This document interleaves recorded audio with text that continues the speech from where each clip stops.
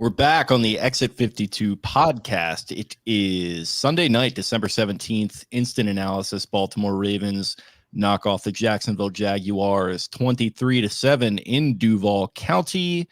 Ravens go to 11-3. They've officially clinched a playoff berth. We've got a full house here, sans the Titans fan.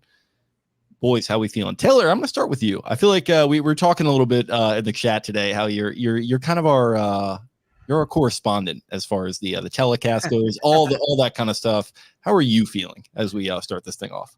I feel great. I mean, you go into a team like Jacksonville that's going to make the playoffs. It's a gigantic game for them. They're on Sunday Night Football. They never have anything like this, and the Ravens made pretty easy work of it. I mean, I know everyone wants them to win every game by 50, but you stack another win. You put yourself continually in great position to get the 1 seed. And, you have a pretty easy second half against a good team. So I feel great. I understand the want from some for perfection from some areas, but they did everything they needed to do in this game. Lamar Jackson made some unbelievable plays that we'll remember. The throw to Likely obviously was sensational, and he did some other ones. The defense kind of did what they do. They continue to be one of the most impressive units in the league. And Jake, I kind of feel the same way I did when we were talking at the end of last week, where it's like, what does John Harbaugh have to do? And I was just like, he's got 2 of the best units in the league, and they're in place for the 1 seed. It's like, how can you complain right now?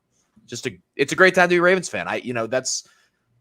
Everyone should be hitting the pillow with incredible vibes right now. Heading into what could be one of the most epic 3-game stretches in a Ravens regular season we've ever seen. I mean, next week's game against the 49ers is an epic primetime clash that you want to be in. It's a banger of a game that we've had the last few weeks with various combinations, Chiefs, Eagles, and the Bills involved. And this Cowboys-Bills game was supposed to be that today until the Bills ran over them. But now the Ravens are in that game.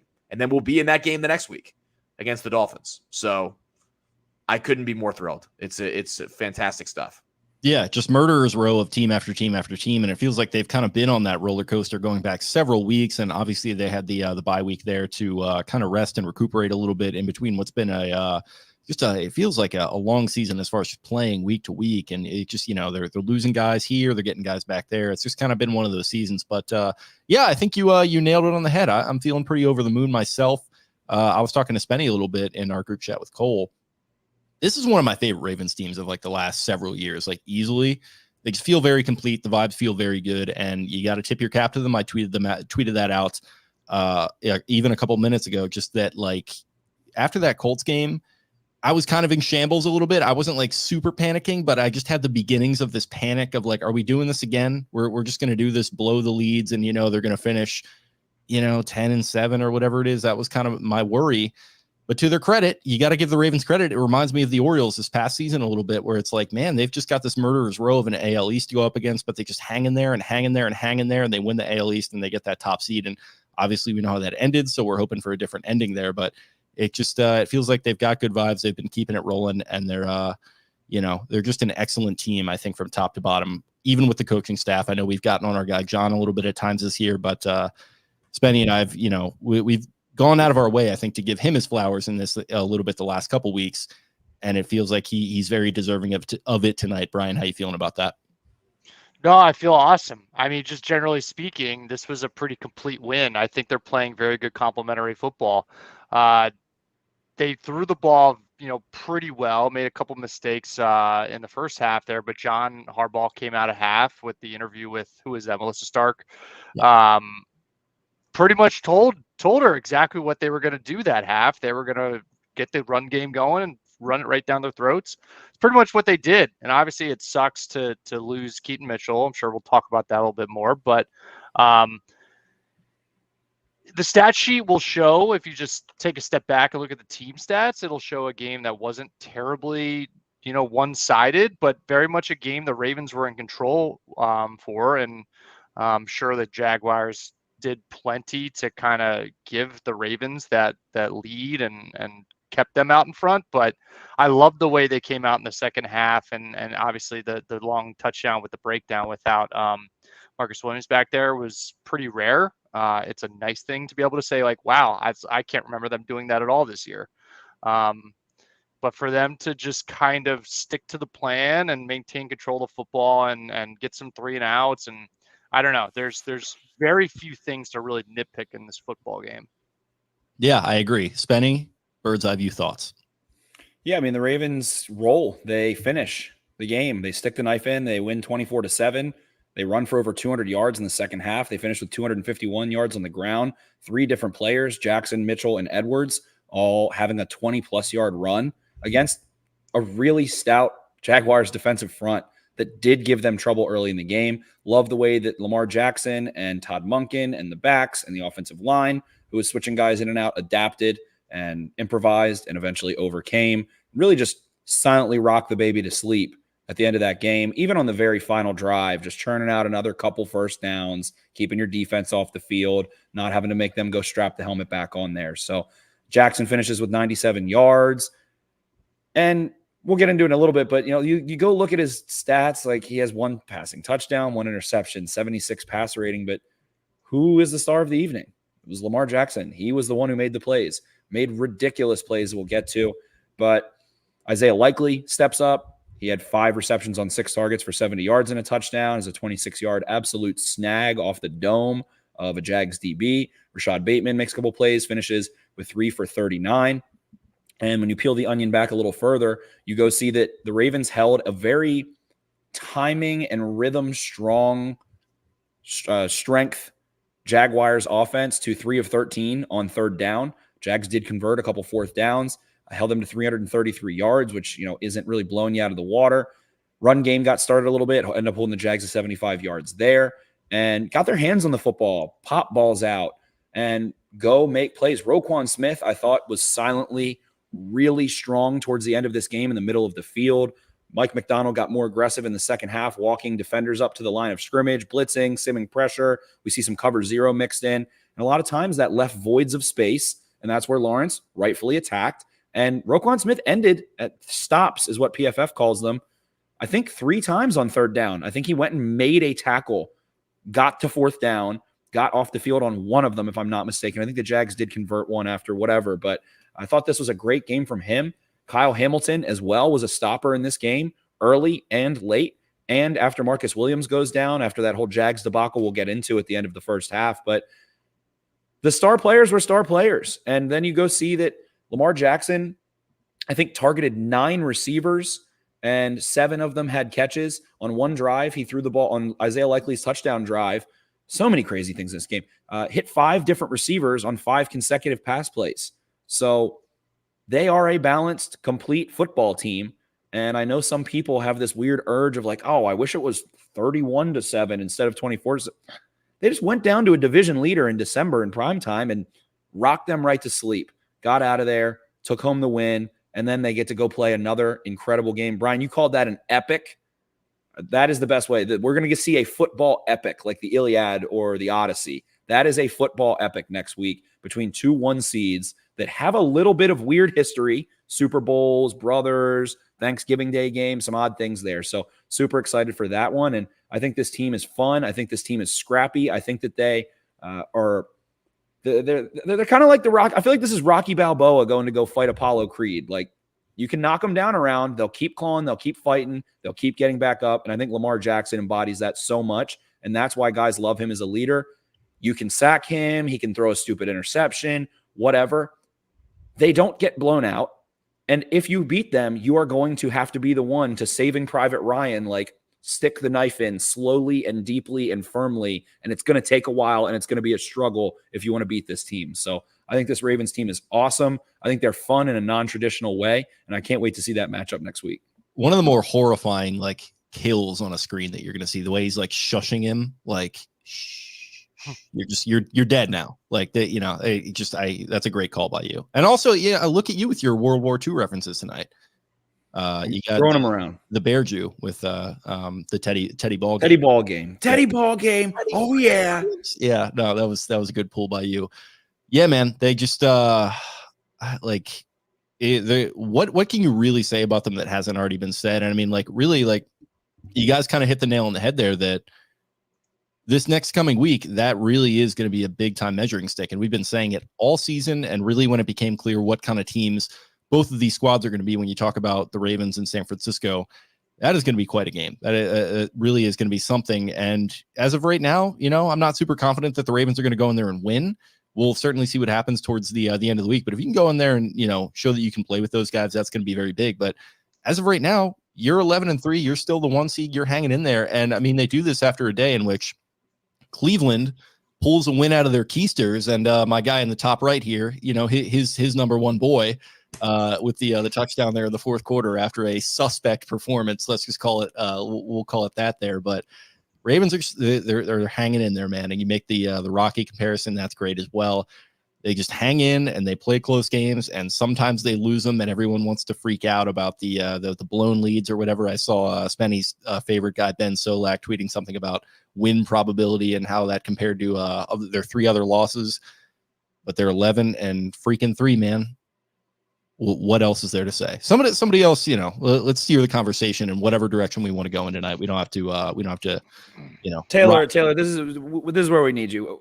Terry McAuley, number 1, NBC. I can't wait to hear that.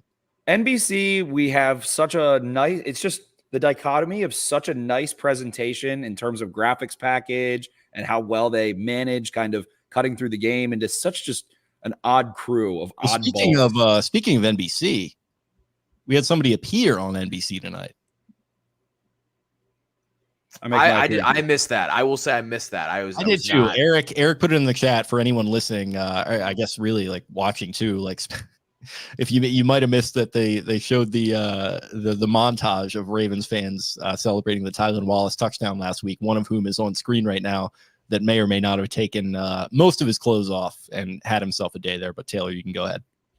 No, I was gonna say on the McAuley thing. I know people are like coming from McAuley's head.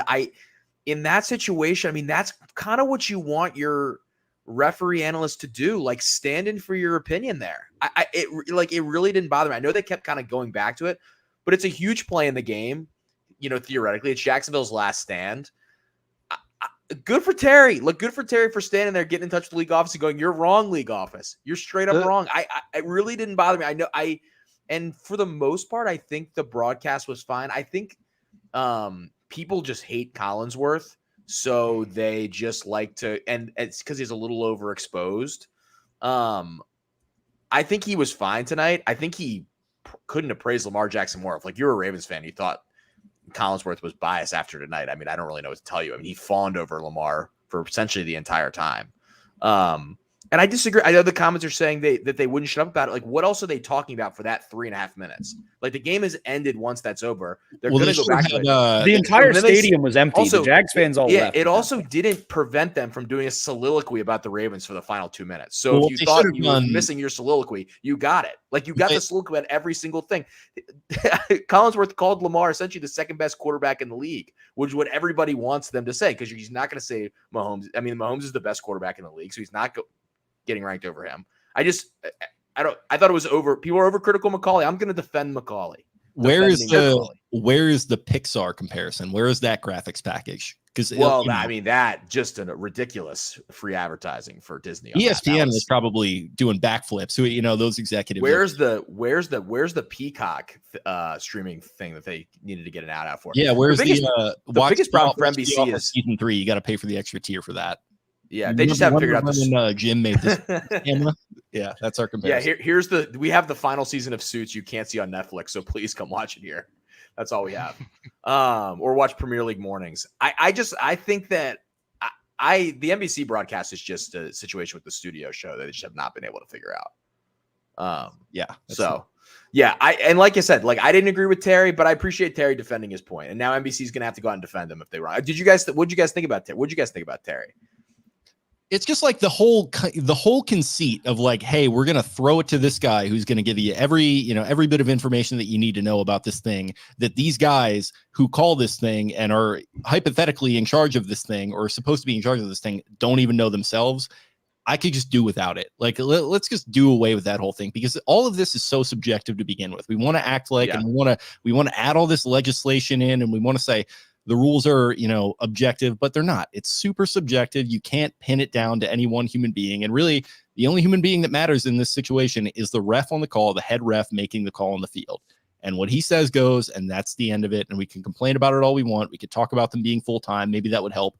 But until that happens, it's just a totally subjective process. No one's going to have any accountability for it.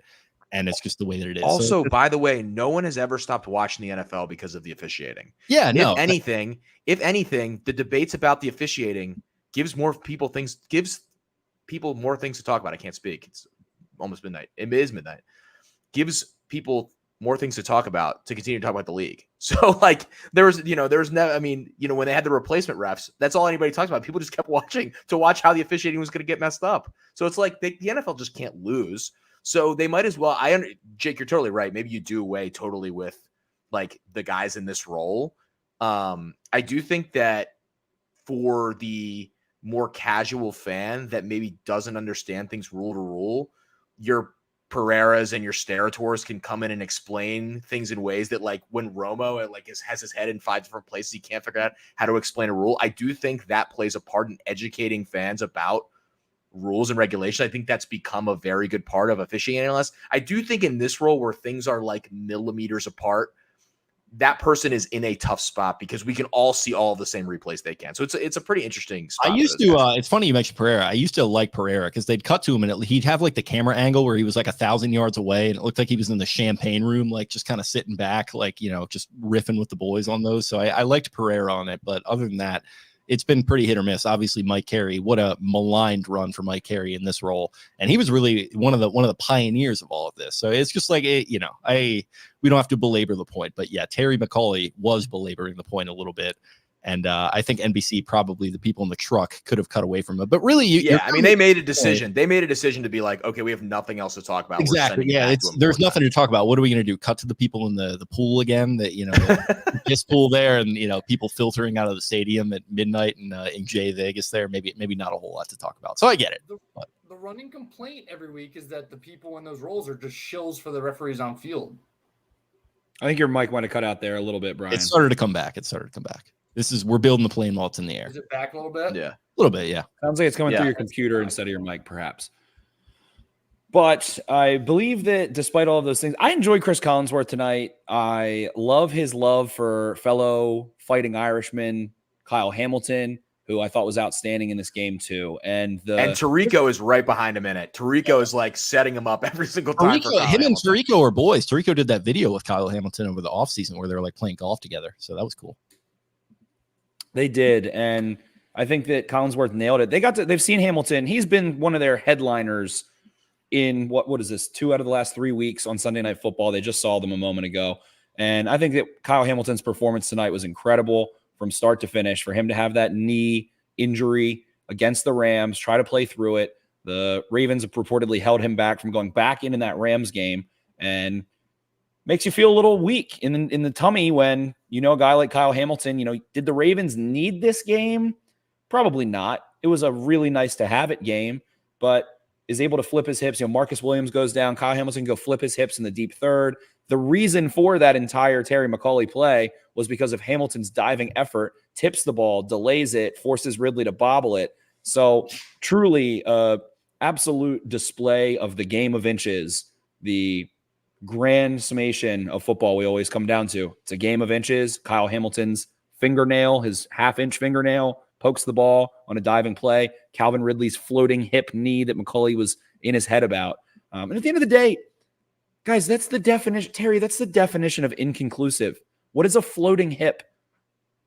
Like, he kept saying floating hip. What is that? What does that mean? It doesn't have a real definition. So you think he just sat in the, wherever, I'm assuming they have him in the studio in Connecticut where NBC Sports is.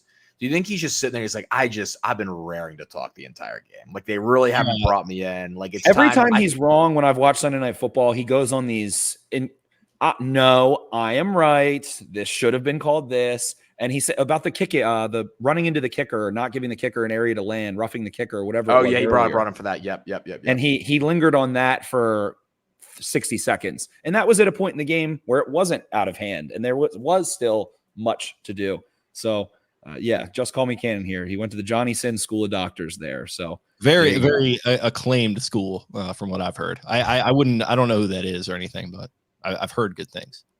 Right. And I guess to bring it on home a little bit, we see Lamar Jackson in this game.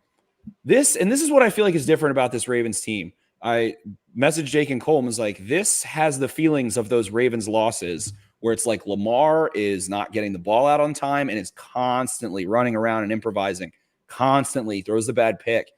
And from there was able to just navigate it. And it was smoother and it was calmer within that chaos. That felt so different. And that Isaiah Likely play was truly all time. I think we saw the Myles Garrett's Jadeveon Clowney play on what was that Sunday Night Football 2 years ago, where they run around. Lamar chucks up a deep ball to Mark Andrews, and then Jadeveon Clowney just daps up Lamar afterwards. We get an all-time moment out of Dwayne Smoot, the pass rusher. Jake, I know you were eating that one up with Dwayne Smoot on the ground. Like, what more do I have to do? Ravens legend Dwayne Smoot. Ravens legend. If only for a second. He visited over the offseason or something like that. We're like, oh, yes, he did. Yeah. He did. And for Lamar to just continue being so slippery, I think Myles Garrett once said he's covered in chicken grease. You can touch him, but you can't grab him. And to just keep making those plays and keep just swinging. And that throw he had to Odell Beckham on 3rd and 10 with a defender bearing down on him and just pipes one right, knowing that he's going to take a shot right in the chest, right in the mouth, and to just get up and keep punching and keep punching. Again, I'm calling Lamar Rocky from now on. Like, the dude will not stay down. He keeps getting up and keeps coming back. And that relentlessness is something that feels pure and unadulterated. I don't know how else to describe it. When you're watching the game, it's like, okay, every game this year, he has gotten back up and made another play. The defense can let something. The Rams game last week, gets up, makes another play, drives down the field. So I love the relentlessness of Jackson. While there's been so much turmoil around him, guys coming in and out, really the only constants this year have been him, Linderbaum to a degree who was hurt, Zeitler, Gus Edwards, and Zay Flowers. Bateman's missed time. Nelson Aguilar you can throw in there too. So many of these guys have been rotated in and out. And the plays he was making tonight, the time to throw was 3.8 seconds. I think he held the ball over 5 seconds at least 3 times, a lot of it in the first half, and just continues to navigate through. And to, I guess, expand this conversation right before we went live, the MVP, and now we're seeing the Ravens push out the MVP conversation.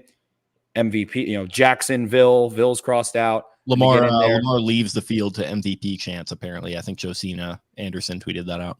Yes, we have Roquan Smith via Jonas Schaefer. Roquan Smith on Lamar Jackson scrambling out of trouble over and over again. He put the city on his back. He put the team on his back. That's why you paid him that amount of money. And we see Brock Purdy, who the Ravens will see next week. Of course, that game is going to have implications for all of this. But he is the driving force. He is the engine. He is the reason they're 11-3 in so many different capacities.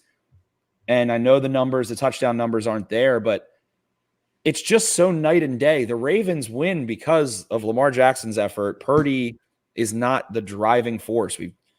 Without Purdy, the 49ers are going to be a 9-10 win team right now still. Maybe not an 11-win team, maybe an 8-win team, something like that. But it's just such a complete polar opposite. And I think it makes for good content. I think it makes for fun conversations. And this is what the league wants, these types of debates about MVP going on at this point in the year. And I think that even scales out further to the parity in the NFL this season and the parity the last couple of years and what the product has turned into. People are confident in the 49ers to win the NFC, and I get that, but I think they know that there are, the Cowboys are pretty legit in ways. They do get dunked on today, but it happens. Whatever, but the AFC is a crapshoot to a degree. The Ravens are just the cream of the crop so far this year and have continued to be, and probably are going to go wrap up that 1 seed, it feels like. And the parity at the same time feels thick, and the Ravens are just kind of rising to the top of the parity and playing in a lot of weird games that they keep prevailing in. So I think there's a lot of fun conversations around this team, around the NFL, around the MVP conversation, and Lamar Jackson in the MVP race is right at the crux of that. Yeah, and it feels like things are kind of settling in, right? It feels like we have known the type of team that they've been for a couple weeks at this point, maybe even a month or so. And obviously they still have a couple tough games in front of them here, but I mean, it came down to, all right, get to the bye, and then out of the bye, you've got 5 ostensibly tough games, and they've gotten through 2 of them at 2-0 now. And obviously, like I said, 3 to go. And obviously Pittsburgh is You know, they're probably dwindling a little bit. That might be a little bit of an easier game than it looked like a couple weeks back, but I don't know. They feel suited and booted and ready to take on this gauntlet, like without a doubt in my mind now. Like they came out of this thing at 2-0, and obviously it took a village to go and beat the Rams last week, but I think that set a good tone, and I think that carried over into tonight. And yeah, man, like the offense, I wanted to see some more consistency out of. The passing game didn't look great. Series to series. Weirdly, like that first drive was probably their best drive of the first half, where they go out there and they're kind of dunking their way down the field, and it looks solid. And then obviously Lamar, I think he tripped over Keaton Mitchell, who we'll get into certainly, and it stalls out with a field goal.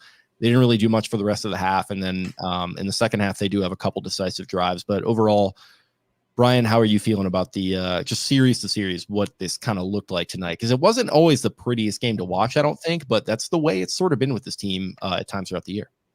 It looked a little disjointed in the first half. Like you said, they were firing on all cylinders the first 4 throws there with Lamar, and then they got down to where the field gets shortened, and they just couldn't seem to push through or keep pushing forward.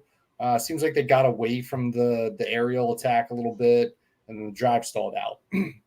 Then it looked like, if I'm remembering correctly, the next drive kind of was similar, where they had some early success and then they just got away with it, or got away from it. But I love the way that they drove down the field and got close to the goal line. Obviously hate the penalty by Simpson that put him back in the 15 yards back, but that throw to Likely and the previous throw that got him close to the goal line to Kolar. I mean, I just love seeing tight ends get vertical, because that's what Mark Andrews brought to the table in the first few weeks with the tight ends, with trying to kind of fill those shoes. We're obviously using Likely to his strength with some of the throws to the flat, not getting too crazy with it, but to see Likely make some plays downfield and Kolar get involved a little bit and even almost had a crack at his first touchdown there. But it's really cool to see that they were able to kind of push through maybe some of the slog and stake themselves to that double-digit lead there in the first half. So, and then I talked already about the way they ran the football in the second half. I love the way that they obviously Mitchell was eating left and right, and Hill got involved, and Gus got involved. Everybody was eating on the ground. But I also love the way they kind of they're unlocking Lamar a little more and more here. And as they face great teams, like, they're going to have to let him do his thing a little more. I think they've held back on that a bit the first 12, 13 weeks of the season. And to beat great teams, they're going to have to let him keep some of those reads and build those in and let him take off when he needs to. And I think we saw a very nice balance of that tonight from Lamar. Obviously, he's kept in the pocket a handful of times and made throws. There were special throws. The one to Odell that he couldn't haul in was unbelievable. But just generally speaking, I feel like they were very well balanced tonight, which is great to see. It's my favorite approach that they do and they've done this a couple times this year. And just overall, I think it works very well for their personnel, where it is a lot of pass happy in the first half. And then if the script dictates it, they can go to the fresh legs in the second half. And they certainly did that. I know Mitchell went down in the second half, but they still leaned on Justice Hill, who made a couple nice plays. You got to give him credit. Gus Edwards, a couple nice plays. He scored another kind of vulture touchdown there tonight, which was nice to see. So yeah, that was great. And Lamar Jackson running a good bit in this game. What did he have? 77 on the ground, something to that effect. So overall, running game looked better in the second half than it did in the first. Finished with 97, almost 97. Yes. Yeah, exactly. On a big one at the end. At the end, yep. Yep, that's what it was. And yeah, exactly. So I've wanted to see more of that out of him. I've wanted to see more of this kind of fresh legs. Let's, see what we can do with the passing game in the first half. And then if you build a lead, then just kind of run it out on teams when you have that positive game script. So looked very good overall. And just like outside of is really, this kind of was a domination of a game. You had the long touchdown with shout out to Jamal Agnew, touching tribute to Spiro Agnew, former Maryland governor and the silent majority. That one broken coverage. I think the one-arm man had gotten hurt on the prior drive, so Geno Stone kind of over pursued on that one, and he got kind of cut out of his shoes. And long touchdown there, but other than that, pretty overall just dominating performance. That's why there's not a ton for me to really say on it. Like, they didn't have to do that much to go and win this game, and that it makes me wonder, like, Jacksonville, Spenny, you and I were showing them a lot of respect in this preview. Are they really that serious of a contender in this AFC? Because like after a performance like this, it's kind of hard for me to feel that way. They were missing a lot of dudes. They had a starting corner out. They had a starting safety out. Their left tackles out. Their number one receivers out. I'm saying Kirk is their guy. I think they were down a lot of guys. And a part of this game we haven't touched on, and we had here Zach Schussler in the comments. To be fair, the Jags left at least 6 points out there with 2 missed kicks. And then before the half bungle, that's what was so, I think I tailed off of getting to this point earlier in one of my many diatribes. That was so, usually it's that's so Raven. Usually it's, John Harbaugh is the one in this weird circumstance. Tucker has a kick blocked. And, the Ravens tried to sneak something and then the half ran out on them. No, they didn't have a single thing like that tonight.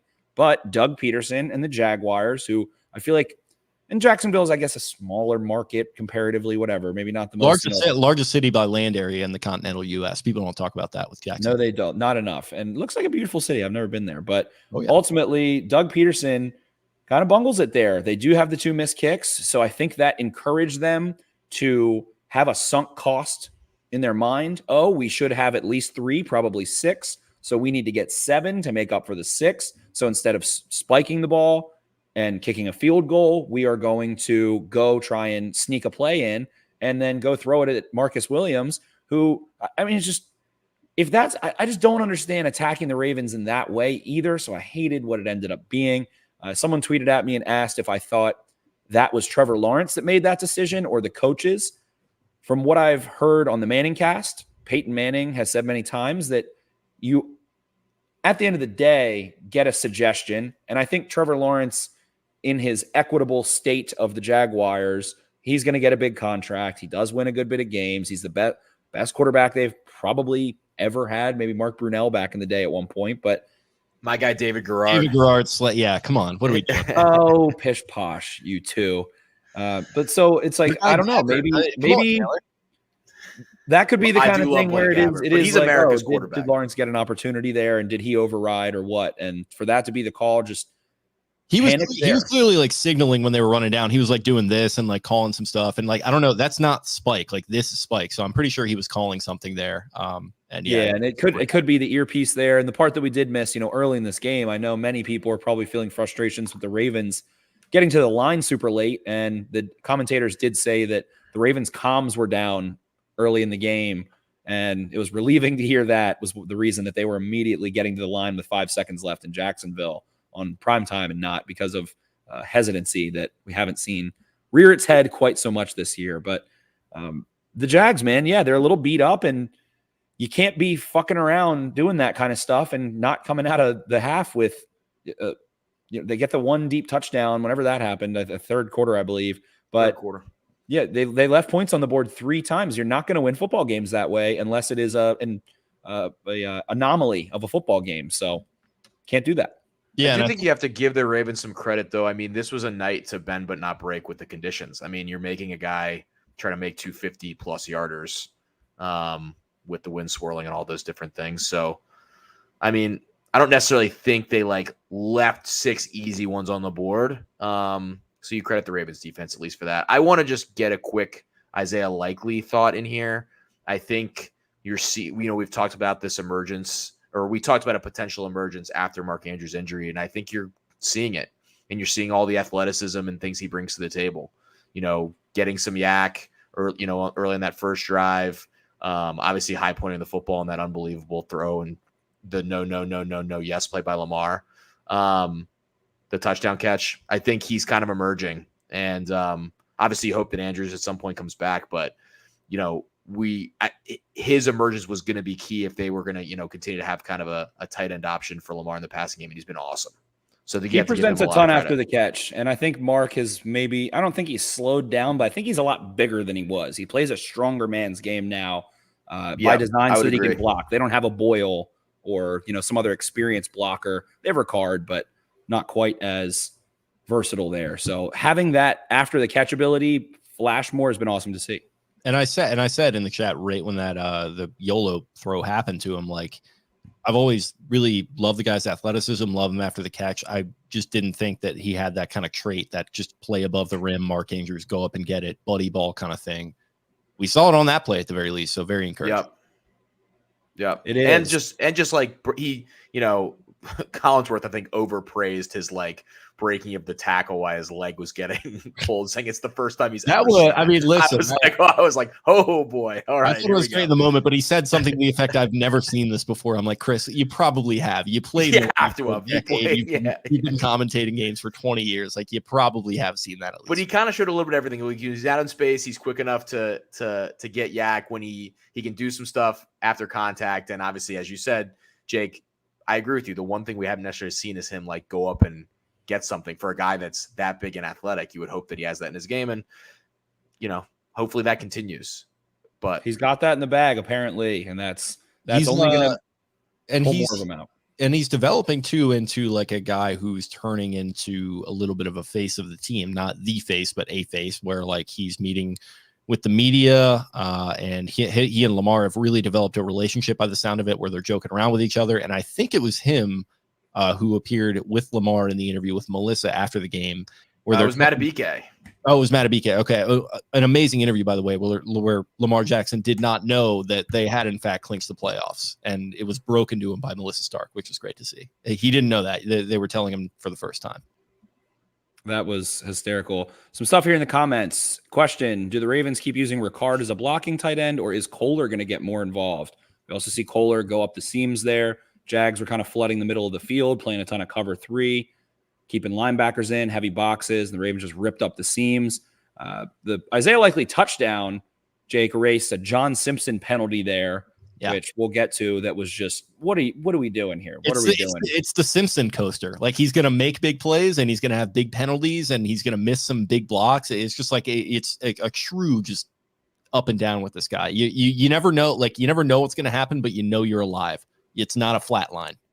All-time flop by Andrew Wingard there, just flying back off of having his face touched. His entire legs just give out from having his metal face.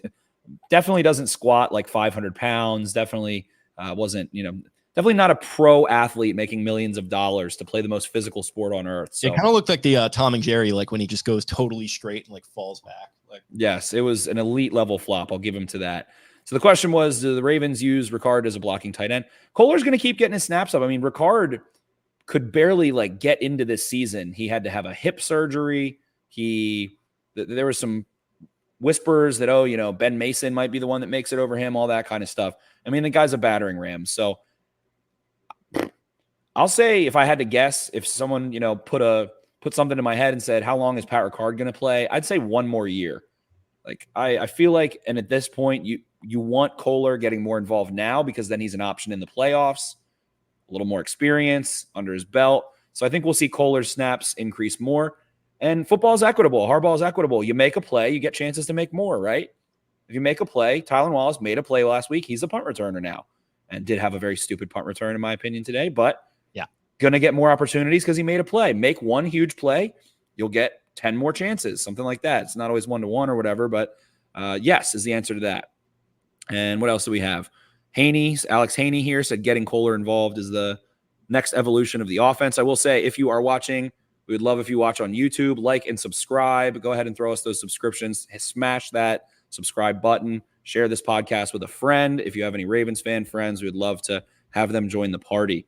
Had another couple comments here I wanted to touch on. I wanted to give a shout out to Rashad Bateman for in that first half in particular, when nobody else was really stepping up. Likely had made a couple plays in the passing game, but he's the one wide receiver that really stood out to me tonight. And I know Flowers had a catch. I think Beckham might have had one other, but I know that he had a couple go off his fingertips, quote unquote. I think they were kind of really tough catches to make.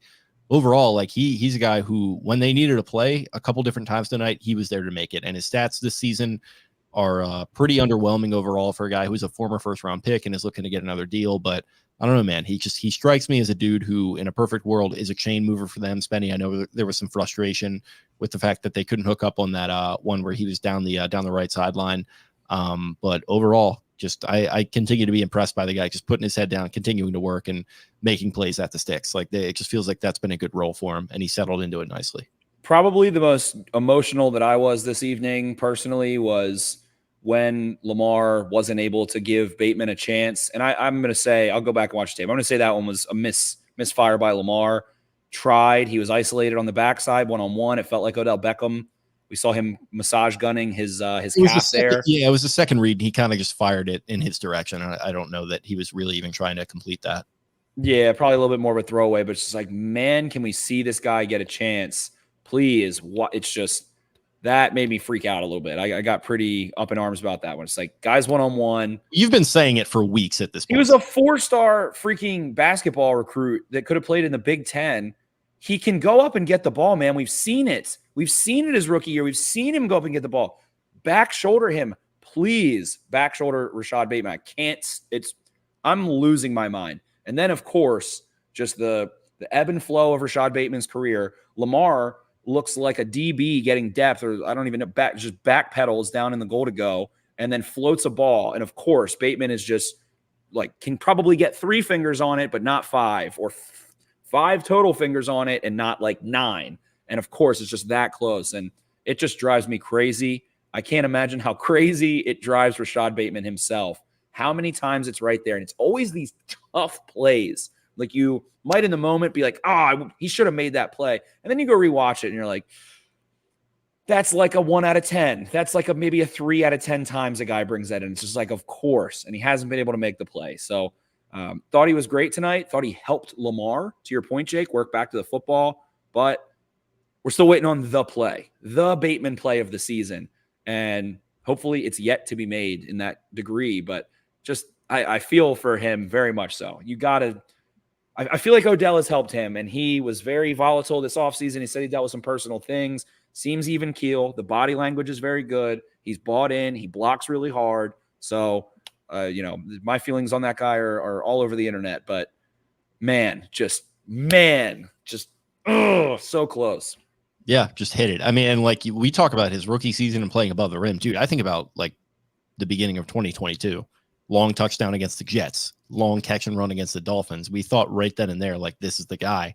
And injuries get in the way. And then, this offseason, he has, like you said, some tough personal stuff, more injuries, just all that kind of stuff has gotten in the way for him. But at the very least, a chain mover. And that's nice to see. And I mean, that's kind of, you need guys like that. Like you need competent receivers that are going to help you be productive on offense. You think about Buck Showalter, productive outs for Orioles, productive series for Ravens wide receivers. Somebody come up with that acronym for me. It's too late for me to do that, but we'll get there. But yeah, overall, just a positive night for him. So I wanted to shout that out. Definitely was. And at this point, we have another thing I thought was interesting. Ben Solak saying Lamar Jackson on pace right now, finished with 3,700 passing yards, 900 rushing yards. To, I think, Brian's point earlier, it feels like, and the thing I've started to see from the Todd Monken offense is that I think they're choosing later in the year to call pass plays. We saw a quarterback draw in there, some more quarterback run stuff. It feels like Josh Allen and the Bills offense. It's getting later, and they've kind of kept it out of Lamar's hands in some of those ways. And now it's like, we're actually going to make this a play for Lamar as the games grow more important, the season grows later, the leverage is higher. So exactly spot on. They start running some of the read and veer stuff. And at this point, man, I mean, Lamar could finish with 1,000 rushing yards here. We had Deuce 1042 here, who always joins us, said it's a possibility runs for 1,000 again. And I think Derek Clausen, Jake, who we've interviewed at QB Claus, said Lamar runs at 80% and prioritizes vision and safety in a way that I've never seen in a runner before. And so many people often talked about what does older Lamar look like when he loses a step or whatever. I don't think he's lost a step, but gets the big contract. He's more important. You're much more important on that contract. And I think that's a great way to put it. He prioritizes having vision all around, not taking shots where he doesn't know where it's coming from, and safety. He always was like running at 6. He's always in second or third gear.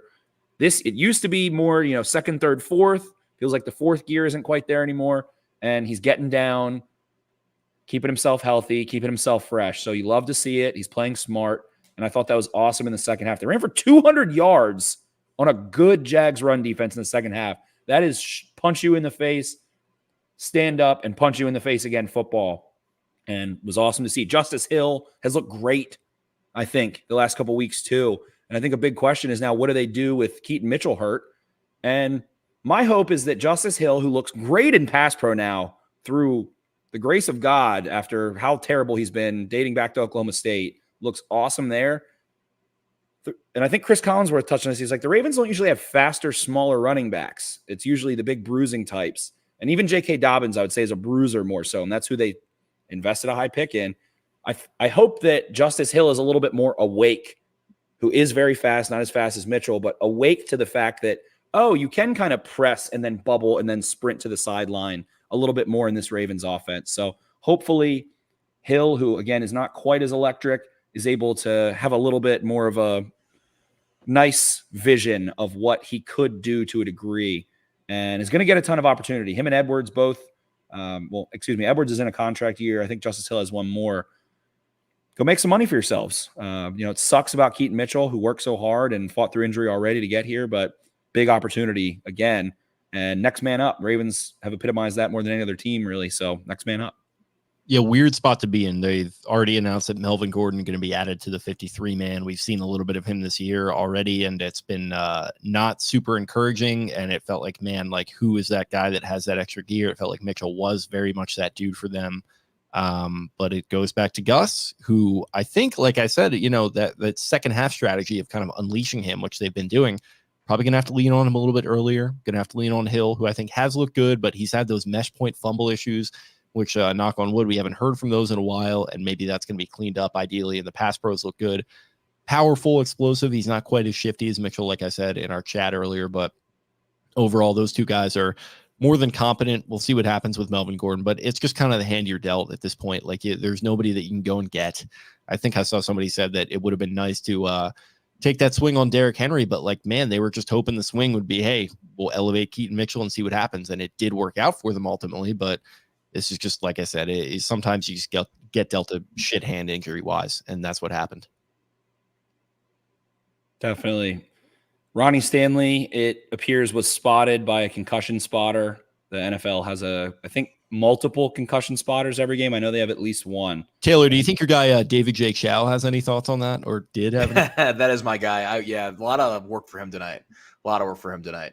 Yeah, I know people are getting after Ronnie Stanley a little bit for his play tonight, but you hope that it's not anything too serious there, as he came off the field kind of late in the game. I think he just got spotted. He looked pretty alert. Yeah, for sure. And they were rotating the beat writer guys and things. They were rotating the offensive line a little bit. I thought the offensive line played pretty well. I know we didn't really talk about them a lot. Lamar obviously made them look good at times by kind of doing his Houdini acts in the backfield, but I thought they played decent tonight. And as Spenny said, like, you run for 200 yards, against a really good Jacksonville front. It did a great job. And I do think we've touched a ton on offense. I mean, the Ravens defense just continues to kind of make plays to put away these games when they need to. Forcing the fumble on Lawrence late in the game kind of felt like that iced it. Terry McAuley wouldn't tell you that. He'd want to head to the touchdown later, but I just think the Ravens defense continues to be so impressive. And I've said it a couple times in these instant analysis shows. Just doesn't feel like it gets enough love throughout the league. And I know defense is never the sexy thing, so that's sort of always going to happen, but no one nationally really talks about this Ravens defense. Lamar takes up so much of the air, and rightfully so, as quarterbacks do, but just continue to be impressed by what the Ravens defense does. Even in times that, last week, where they didn't maybe have as impressive of a performance, they do things, drive to drive that impress you. So, and Jake, you touched on Roquan earlier, or maybe it was Spenny, Roquan earlier, who just game after game is just such a weapon, and you love that they have him locked up long term. It's like, God, it's gonna be so nice to watch that guy play in a Ravens uniform for a really long time. And I hope they do the same thing with Mr. Hamilton. I think it's gonna be tough to do the same thing with Matabike, but just so many weapons on that defensive side of the ball. I wanted to pop that in here. This you just feel so good about this team. I just feel, as we get to the 50-minute mark here, like around midnight, and to sort of wrap it up, you just feel very good. And Jake, you said it was one of your favorite teams in the recent era, and I would totally agree. The different ways they can win games, the fact that it's a more, the Lamar Jackson from the MVP year was such a, like, Haley's Comet of a season of what he did. This Oh, feels like a fever dream. Like this. Yeah, feels it's like, how is this happening? This is more of like, and Spenny talks about it like an in control, the ability to maybe not always be in fourth gear when he takes off, but to be in second and third, to maybe play it a little safer. The ability to, I think Todd Monken is going to do a better job, kind of, as Banks said, like unlocking him as we go here. And maybe we're getting to that point of the season where you have to play a team like the 49ers and unleash all the stops. You might have to play them twice if you get all the way to the Super Bowl. So, credit to John Harbaugh, credit to the entire organization. They put together a roster that has every ability to win the whole thing. And the units they put on the field week in and week out show that. So, great win. Obviously you want them to all be these like A+++ performances. The Preston grades, just all A's in the sun, but, has that ever happened? Probably no, probably not. And that's the thing. It's like, you got to enjoy this. That's the thing. Like we get, and I don't mind people being like critical, but you get in the comments and everyone is trying to find like the one little negative thing when I hang on to. It's like, dude, teams 11-3. It's one of the best organizations in the league for 2 decades. It's a hell of a place to be as a fan. You could be the Jets.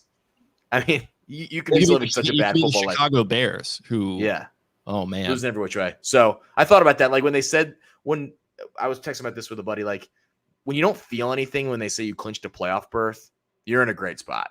I didn't feel anything. I was like, okay, cool. It's like when it feels like that, you have a great organization. So my last point of the night. Yeah. They're 6-1 on the road, by the way. I don't think anyone's touched on that. They're going to wrap up their road slate for the year next week in San Francisco. Could very well be 6-2. You take 6-2 every day on the road in the NFL. No question. So tonight's win should not be taken lightly in that sense. Is that just beating a team on the road by multiple scores? Brilliant. And beating a team that's like very much in the playoff conversation. Like they're probably going to win the AFC South, right? That AFC South is looking spicy. You got 3 teams at 8-6 now. So Spenny and I were talking on the preview. It feels like the AFC South plays 100 games a year. Like every time I turn on the red zone, like the AFC South is just everywhere. Like they play I see the Colts and the Texans playing 40 times a year. I see the Jaguars and the Titans playing 51 times a year. It's just one of the weirder divisions out there. It is. And got through there. I mean, Texans handle business. Colts gave them a run for their money, handled the Titans, who give them trouble historically. To get through both the Titans and the Jaguars in a regular season, it's probably not unprecedented, but man, how many times have the Ravens done that after how many times they played those teams? Brian, you tweeted out earlier, like, it's always the weirdest game in the world. It's Elvis Dumerville face mask, 56-yard field goal. It's Jimmy Smith, 200 yards, back and forth, back and forth, back and forth. It's the weirdest, wildest, wettest stuff.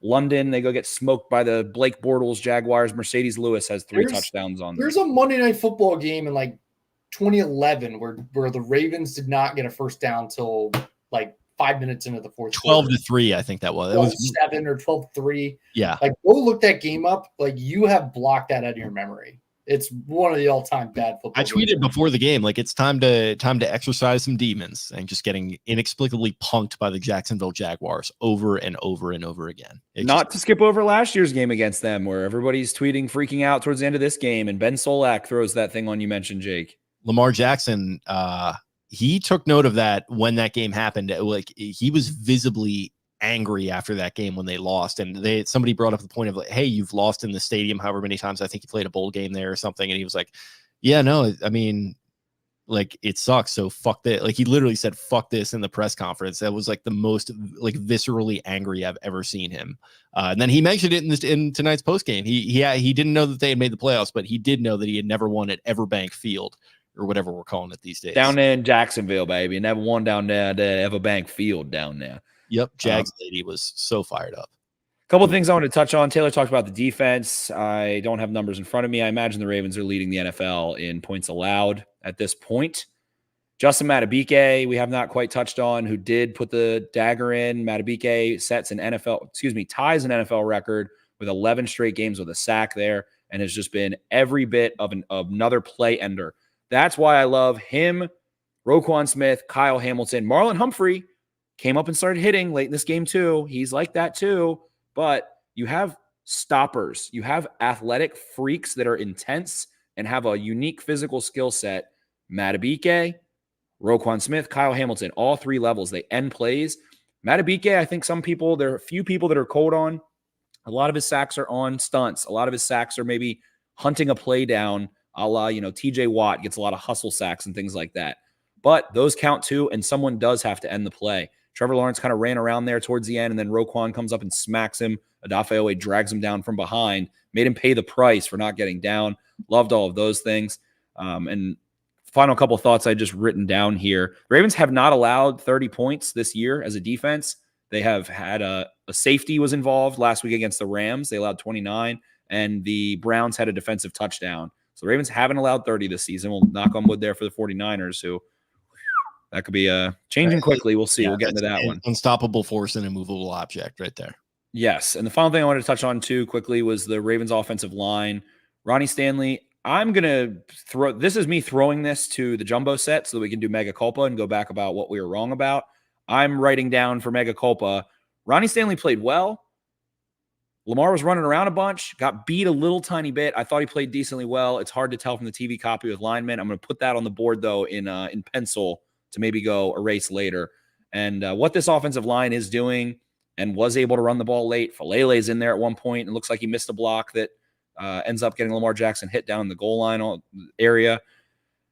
Subbing guys in, subbing guys out. I mean, this team is just doing weird, unique stuff. They have so many players that have returned from injury or beaten up, or that they're worried about maintaining and being able to stay fresh. Maybe Odell tonight, we'll see. But ultimately, they have managed this roster and this season with precision to get guys healthy and keep them around and keep them active and all of those good things. So that was all fun and fine to see. Curious about Stanley's health. And I'm gonna give Ronnie Stanley some love. Like, we saw that play, I think it was on a pull where he clearly can't bend his knee that much. Like, he clearly can't. He has a huge brace on there. And I know the guy hasn't lived up to his contract. The injuries are number one reason why, and some other things, sure, whatever you want to rip on him. People, go fan how you want to fan. But that dude's a freaking warrior, man. He's still out there. For anyone that's being super, and he hasn't played well, but just don't get personal with it. Dude, read the stories about what happened to Michael Orr after his playing career. That guy, he had concussions, but you talk about what happened to Ronnie Stanley with his leg, nerve damage, just got split in half basically. And he's still out there playing, and he's still out there working, and it sucks. They're straddled to this contract and all that kind of stuff. It's terrible, but man, he's still fucking just going out there, just grinding it out. You can see it's taking a toll on him physically and mentally. He seems like a very well thought out, contemplative kind of guy, and it probably kills him the career arc that he's really had, because he could have been one of the all time greats, I think, at least in franchise history. And it's a tough situation they're in, but just don't don't take these guys for granted. Don't get too personal with it. Yeah, it's just pointless stuff. Whatever people do, people always do it. So we can always advocate against. It's a guy that has fought his tail off to not be Taylor Lewan or David Bakhtiari, who suffered some similarly catastrophic injuries for their career. Other couple things here. Did Mallett get benched? Jeremy asked here, and I'm going to coincide that with Zach Schusler here. Spenny, what happened on the bomb TD play? To me, what I saw on the camera angles was that it was a three-man. Some people call it a scab coverage. It's going to be outside leverage, inside leverage, and someone cutting the difference. And it looked like Geno Stone just maybe was trying to bait or bluff a little bit too much towards the middle of the field and didn't get back around as quickly. Or maybe he saw an indicator that made him think it was another route concept coming. So Mallett stayed in the flat, which that could have been a mistake. This is what I need to go back and watch. That could have been a mistake. Stevens took inside, and then Geno Stone was just on the roof in the middle of the field. Jamal Agnew's an electric returner, so throw him the ball downfield. He's going to dance on you. Had a couple huge returns in this game. Not huge, but sizable returns in this game quietly, too. Someone I feel like always gets open against the Ravens and makes plays against them, and just always happens to work there. So that was an interesting one.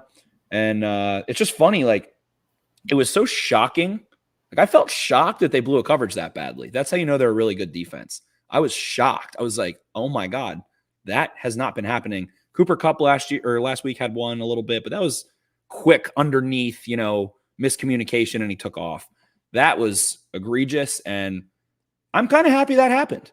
Like shutouts are great, but I'm happy that somebody's getting bitched out, and you need that. Coaches live for that. You need that. You need that. We need to get better. We made a stupid I think mistake. it shows you the impact of the one-arm man too, who is quietly, he faded into the background at times this season, but he's very important, and that shows you. It certainly does. Marcus Williams made plays in this one, most notably that tackle keeping the Jags receiver in bounds to get out of there. So groin injury for him. It looked like he got splayed a little bit.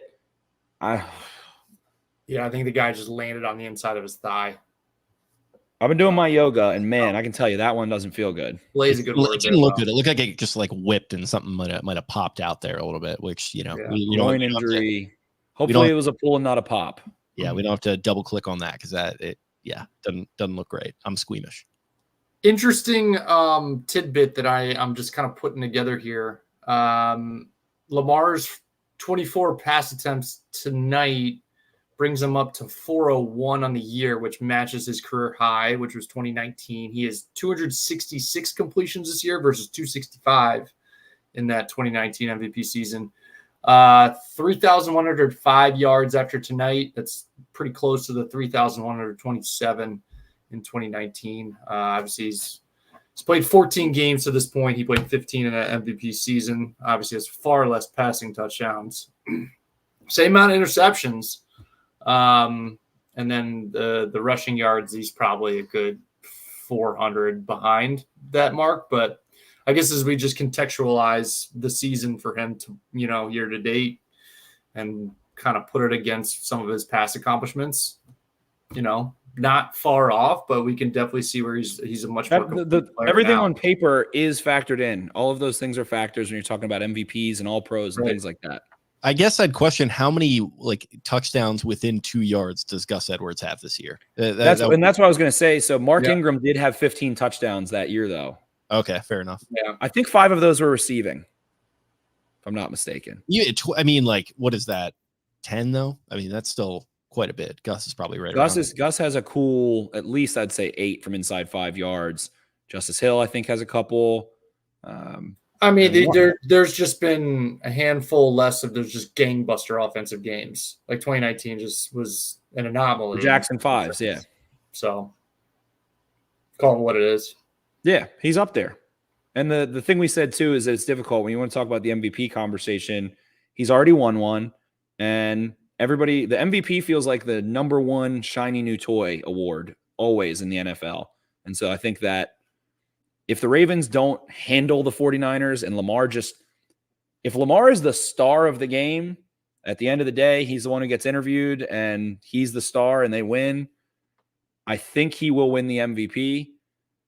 That is probably, the Ravens, I think, would probably be 4.5, maybe 5.5 point underdogs in San Francisco, if I had to guess. And if he handles business, the narrative is going to shift. The narrative is controlled by those who are voters. It is the media. That is a media award. So all of those things. And we have engineering designs here in the comments says next week determines the MVP.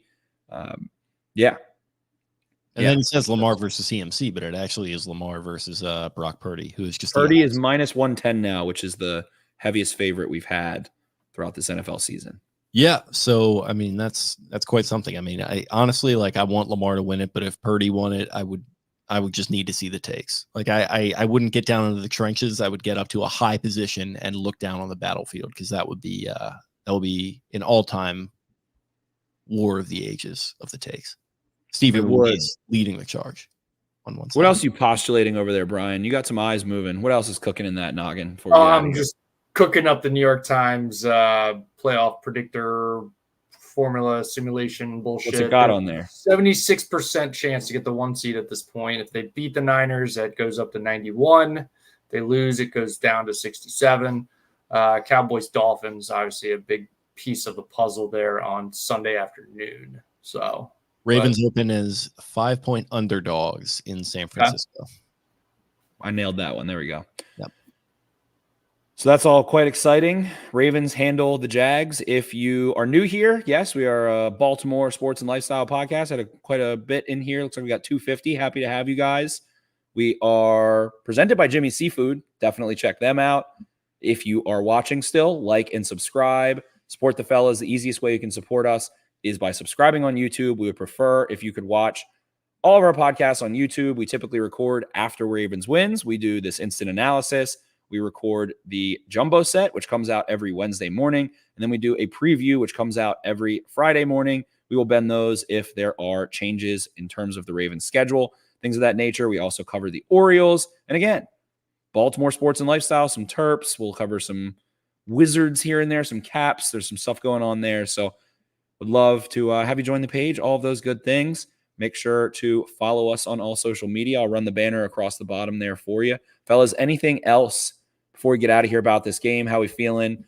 The 49ers game is, I mean, we've been looking at this for a month or so plus. It's as just, you it's know, the time. Fun matchup. Outside of the records, just the style, the way these teams play, the defense, the way they tackle, and some of the stars on that Niner side. You know what's so funny? Who was the team that was like the big heavyweight team for them back in 2019? 49ers. They came to Baltimore, massive game, all just an absolute fucking heavyweight drag out fight in the rain. Justin Tucker game winner. So, you know, it kind of reminds me of that a little bit. I think this 49ers team is exceptionally strong. I think they're better than the Ravens as of this year right now, but we'll certainly see how that plays out on Christmas night, as it were. So how do I feel? Feel freaking amazing. I mean, they're 11-3. They're in the playoffs. You can't ask for much more as a fan, so you want to appreciate that, but you also got to keep that perspective. A lot of football left to be played, and you know, their biggest test all season, and probably until they get to the Super Bowl, if they're lucky enough to get there, is facing them down this coming Monday night. So it's there's a lot left to be played, and you know what? We should be thankful for that. Like I said, we could be Bears fans, could be Browns fans, all that kind of stuff. It's all, you know, it's all gravy right now. It's great. Certainly is. And with that, I think the show is gravy. Great job, fellas. Love you boys, and love all you listeners. Jake, if you want to get us out of here. I do. You can, as Spenny said, you can check us out on YouTube. If you're listening to this right now, you're already there. So go ahead and give us that subscribe. Drop a like and a comment on all our videos to help our algorithm get pumping. You can find us on social media at Exit52 Podcast, on Twitter, Instagram, TikTok, all that good stuff. Our personal accounts are at Jake Luke on Twitter. That is LOUQUE. Spencer is at Ravens 4 Dummies. That's the number 4 in the middle there. Brian at Barstool Banks. Taylor at Taylor Smythe 10. And Eric at EDITTI 22. Thank you guys for tuning in for another instant analysis victory Sunday night. And we will be back for Jumbo Set on Wednesday and another preview pod on Friday. Keep this thing rolling. See ya. Arrivederci.